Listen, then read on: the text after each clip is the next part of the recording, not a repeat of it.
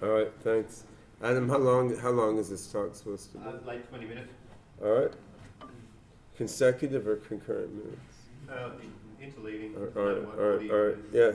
So, yeah, I'm actually happy I'm going last because I agree with an awful lot of things that the previous speakers said. So that gives me the opportunity to go a little further out, since they've covered a lot of the basics. I mean, I'm professionally an AI developer for a long time now. I started with a PhD in math, but I loved mathematics. But I mean, at a certain point, I realized, there's a choice to spend your life proving really cool theorems, or like create a super intelligence 1 billion times smarter than humanity, which you can then upload your mind into and prove theorems way beyond what you would have done in 1 million years as a human. So I got possessed by the AGI bug 25, 30 years ago, long before it was so fashionable as it is now. I'm not going to tell you too much about the intricate details of my AGI work now, because it's complicated and would take a long time, but I'll give some general thoughts on how AGI fits into life, the universe, and everything, and then tell a little bit about a few aspects of the AGI work I'm doing. So, in terms of life, the universe, and everything, first of all, to frame the discussion, I wrote a brief book maybe 7 years ago called the Cosmos Manifesto, the name of which was inspired by Tsiolkovsky, Fedorov, and the Russian Cosmos. And a few of the premises there are listed on this slide. I mean, I believe that in the next decades and centuries, humans will merge with technology in various ways. We'll develop sentient AI and mind uploading. We will leave Earth and roam around the universe. We'll create virtual and synthetic realities. We'll re-engineer space-time. Many of the things that religions have promised, analogs of those, will come about through technology, although probably not exactly what religions have promised, such as a heaven could exist in a virtual reality. Reincarnation of a form could exist if you manage to reconstruct someone from traces they've left behind in the world. I think the domain of material scarcity that we now live in is going to be gone, and our great grandchildren will look back and be baffled that people had to work for a living. Like, they'll be, what you had to do stuff you don't like to do all day every day in order to get some tokens you exchange for, like, food and water and shelter. This will seem bizarre to them in the way that slavery or cannibalism seem strange to us now. I mean, not to say that everyone will be able to get infinite resources. I mean, if you want to spin up a new solar system to play with, there will be competition for resources on some level, most likely, but the era where we have to work and struggle and compete for resources that feel like basic needs relative to our minds and bodies, I think that's going to go away relatively soon. And I think the ethical systems that are prevalent on Earth will change a great deal and become more flexible, which has already been happening in the world as we've moved toward more and more advanced civilizations. So, and this is not just about technology. I mean, amazing new states of experience and social interaction will come out of all this. I mean, what it feels like to be alive and to experience each moment will become quite different. I mean, in the same way that our experience is radically different than that of, say, a dog or a cockroach, or of a primitive tribes person who didn't know written language, mathematics, science, movies, and so forth. So I think a lot of big things are going to change, and above all, this list will probably seem astoundingly archaic in 100 years, once our intelligences are 1 billion times what they are now. I mean, just as, if I asked my dog, what amazing, exciting future would you envision? To be like, all the steak I can eat, and like I can run around in fields and like mate all the time. And they're not going to say, well, I can download all the movies I want, or I can discover unified physics or fly to other planets. So all these amazing things we envision now these are probably just scratching the surface. And there's a lot of technologies that will be involved in creating this type of future.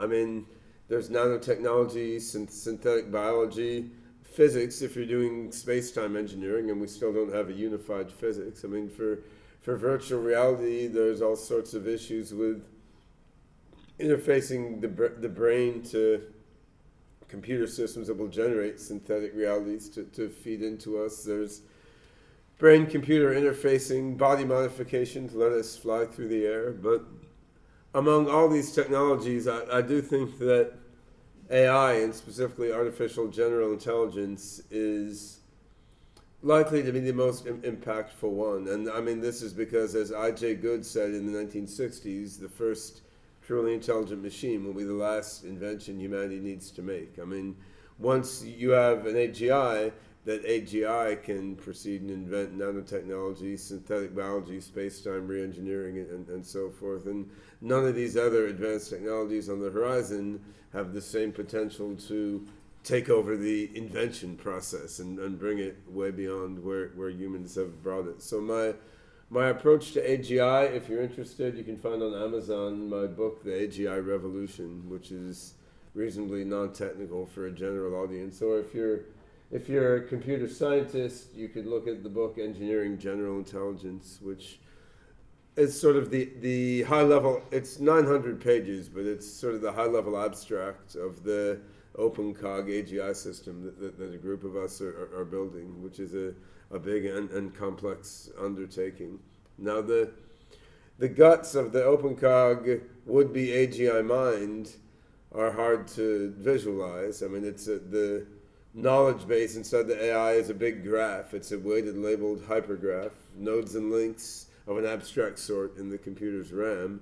And we have a bunch of learning and reasoning algorithms acting on these nodes and links. So there's a probabilistic logic engine and evolutionary learning framework. There's some deep neural nets for dealing with visual and auditory perception.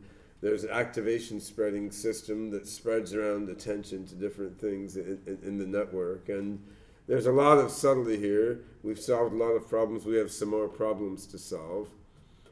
One of the things we're applying this system to, not the only one, but the one that's easiest to show off, is controlling these humanoid robots that we're making in Hanson Robotics in Hong Kong, where I've been based for the last 6 years. So I'm not going to run through all these robot videos I have here in great length, but just give you a little snippet. This is an old human scale Einstein robot from like 10 years ago. Actually, we have a new one that we're going to showcase at the Consumer Electronics Show in January. This is the Sophia robot, which is our most sophisticated one, which looks really uncommonly like a human. And I think this robot has the most realistic facial expressions of any robot in the world. We had her sing at a music festival in Hong Kong earlier this year, which was kind of cool. What was cool is people walked by and didn't know it was a robot most of the time. Then they'd see the plastic hands, which we kept kind of crappy on purpose, and then they whoa, what's that? Is it a person with plastic hands? No, it's a robot, right? So yeah, we have male robots. The sound here isn't good, so I won't run through it too much. But this video you can find on YouTube if you look up OpenCog Hanson Robots Reasoning. It was a demo where Man Hin, one of our AI developers, he's somewhere in this room, I think, right here, was running the robot through some basic logical reasoning exercises. And see what else do we have here. Oh, we get the robots to debate each other sometimes. Do you ever play cookie for work? That's kind of funny.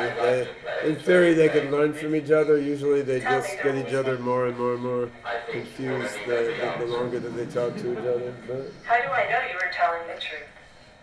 By introspection. We had Possibilities are endless.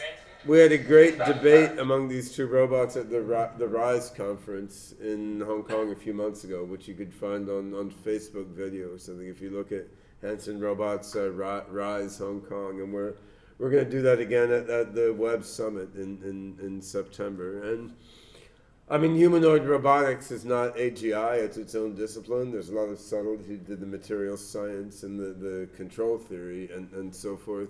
From an AGI point of view, that gives you two things. I mean, first of all, it gives you a really cool user interface because everyone loves to see these beautiful robots and they get people excited in a way that abstract data structures and algorithms aren't going to do. And you know, we do a lot of other things with OpenCog. We analyze genomics data to help biologists understand aging and disease, and we're experimenting with mathematical theorem proving. These things are equally useful for advancing us toward AGI, but they don't reach out to average people as much as the humanoid robots, because everyone can, when the robot smiles, looks them in the eye, and understands what they're saying even a little bit, they're like, wow, there's some intelligence there. So there's that aspect of the robots. They're great for just reaching out to people, but I also think that embodiment in something that can see, hear, touch, and experience the human-like world and interact in the human-like world, that has a big advantage in terms of getting human-like intelligence into the AGI, because there's a lot of common sense knowledge that we all share as part of our culture, and the easiest way for an AI to absorb that is to be able to enter into our world and absorb it from us directly in interaction with us. So I mean, our plan is to use these humanoid robots to advance toward more and more capable AI systems. First getting a humanoid robot that can really hold a conversation with you with genuine understanding of what you're saying in the context of what's going on around it. And we're getting there. We're doing a little bit of that, but we're not really there yet. I mean, you'd like the robot to be here to understand it's in a conference room. All these people are sitting in chairs and they're going to get up and stand and go away. Understand that people can talk to each other and understand if someone falls asleep, that if you poke them, they'll wake up. Just get basic understanding of the situation that it's in and be able to discuss based on that, which is what everyone expects of robots from science fiction. We may be a few years away from getting there. I think that we know how to do it, but there's certainly a lot of work to get there. Once you're there, then you're in a very interesting regime, because then you have something that you can teach. Like you can teach it math on the whiteboard, and when you write 2 + 2 = 4, you can show it 2 things here, and count 1, 2, 3, 4 things. I mean, you can connect abstract knowledge with embodied observations and experiences. Then you can start to teach the robot like a kid. And once you get to that point, you can almost say building a full-scale human-level AGI is more of a management problem, because you know you're going to be able to do it by improving the algorithms and teaching it more and more, and you're going to be able to get as many resources as you want to achieve it. And furthermore, I suspect that once you get to a human-level AGI, getting to a superhuman AGI is going to be quite rapid. I mean, not like 5 minutes. It's going to rewrite its code and then rewrite the universe 5 minutes later. But I think it will be years and not decades from a human-level AI to a significantly superhuman AI. Once you've taught that AGI to program computers and to analyze algorithms and to be a computer scientist, I mean, then it can advance quite rapidly, because it can make many copies of itself, which can learn from each other, and it can apply its knowledge to modifying its own source code.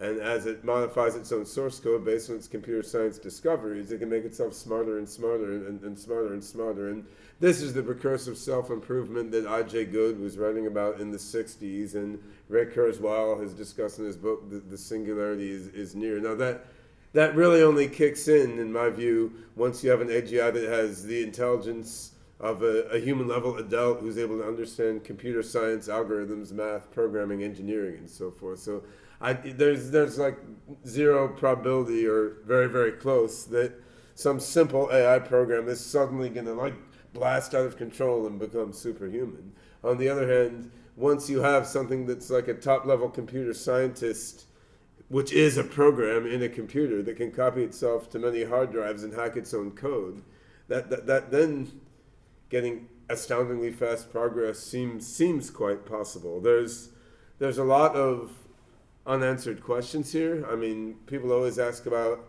consciousness and subjective experience, and I think we don't have a solid answer to that. My strong intuition is that a digital computer program that has the same basic behaviors as a human being and the same practical understanding as a human being is going to have consciousness in the same sense that a human being does. But I'm open to being refuted on that if empirical studies come out differently. I mean, an experiment I thought of is if I connect my brain with a wire or some analog to some other human's brain, and I feel their consciousness there on the fringe of mine, then I connect my brain to the robot's brain, and I don't feel their consciousness. I feel just like if I connected my brain to a brick or something. I mean, eventually this sort of second-person experience might convince me this robot is just faking it and doesn't have any actual experience. So I mean, there's a lot of ways that we're not thinking of now that could be used to explore consciousness. I think AGIs can be a very powerful tool for this. Another interesting aspect is what my friends at the Global Brain Institute in Brussels call the global brain. So I mean, you could take a lot of different AIs around the world, network them together into one sort of AGI Borg mind. But then once we all have the chip in our head instead of in our pockets, which is almost inevitable once brain-computer interfacing advances a bit, I mean, then the chips in our head, which are giving us in-brain access to the internet and in-brain SMS, I mean, these will also connect to the network of AGIs around the world. And then anyone who wants to can jack into this sort of global mind matrix. And if you look at the advance of technology and what we use it for, I mean, we use these things for email, we use them for SMS, we use them for like Facebook live video streaming. More than anything else, we use this technology to become closer and closer to other people and network together.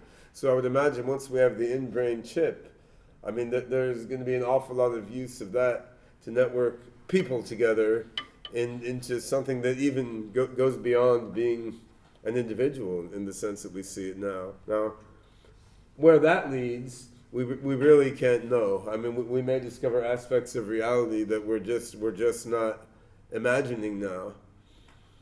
This is scary.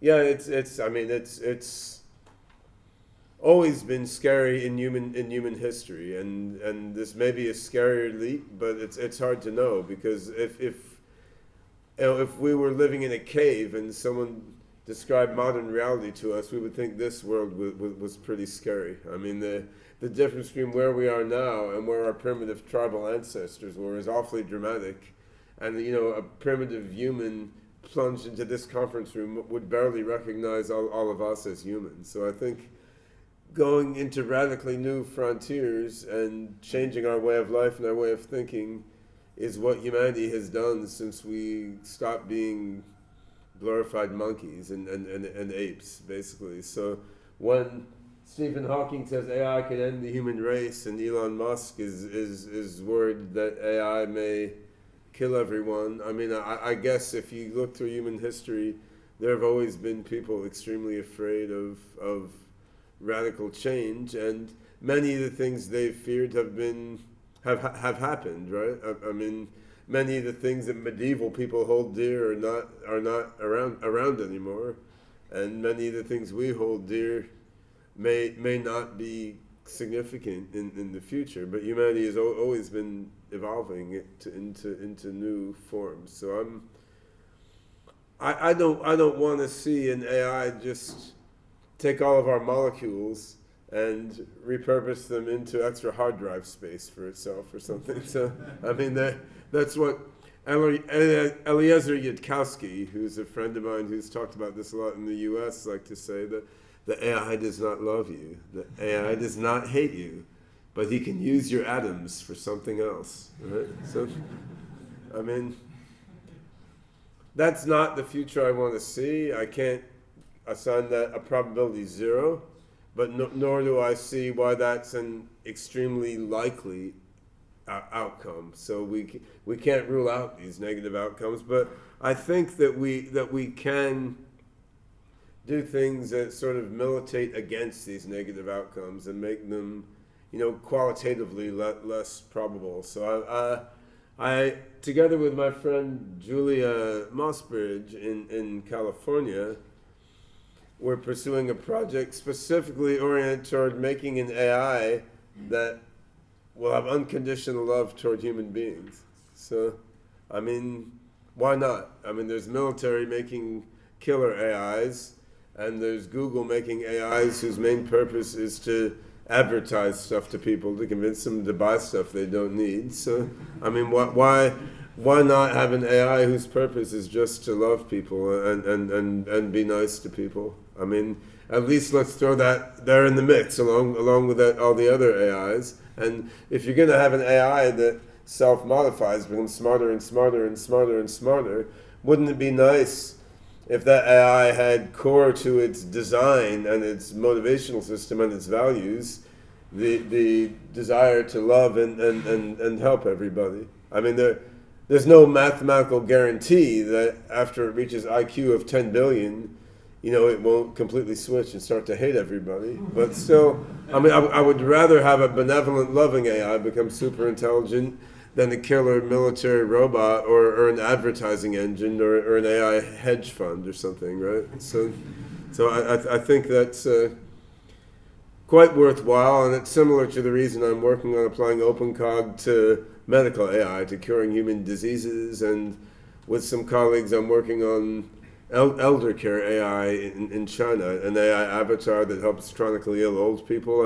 If we roll out AI in positive and benevolent applications, as AIs become smarter and smarter, the odds seem higher that the outcome will be good. It's nothing like a mathematical guarantee, but I think it's maybe the best we can do. I've also been thinking a lot about how to make sure that AI develops in a way that's sort of egalitarian across the world economy. We have a big problem now in concentration of wealth in the smaller and smaller fraction of the population. The world is getting uplifted generally, but economically it's concentrated quite unfairly in a small percent of the population. And I've seen this a lot in particular because given that OpenCog is a global distributed project, I'm based in Hong Kong, but we have an office with 25 programmers in Ethiopia, in Addis Ababa, and our programmers there are doing reasonably well. But if you walk around the streets in Addis, there's like people with no medical care and all sorts of diseases, like lying in the sides of the street, and even on the upper end, people graduate with a degree in mechatronics or computer science, and they end up for their life administering someone's Windows system or something, because there's just not a great variety of tech jobs in that country. So I think AI should be developed and distributed in a way that works against global concentration of wealth and helps everyone. So I'm involved with a group creating a project called Singularity Net, which it's a blockchain-based sort of globally distributed marketplace for AIs.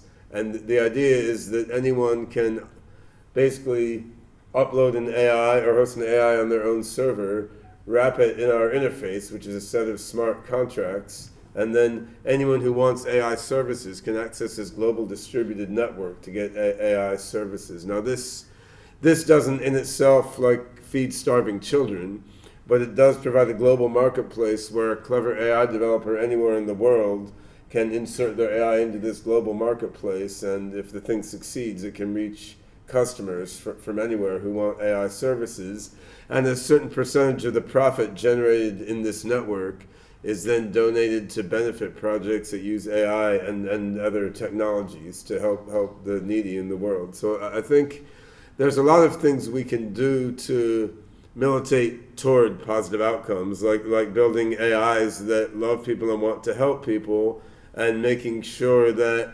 AI is developed and deployed in a more equitable way around the world. Now these don't prove that AI won't use our atoms for something else, because we're going into a completely uncharted frontier where we don't know what's going to happen. But it seems like the best we can do is to make that seed a seed with as much positive disposition toward all sentient beings as we can, and then as that seed self-modifies and improves itself, we'll watch it and we'll learn as it grows. You know? All right, Okay. thanks for listening. So,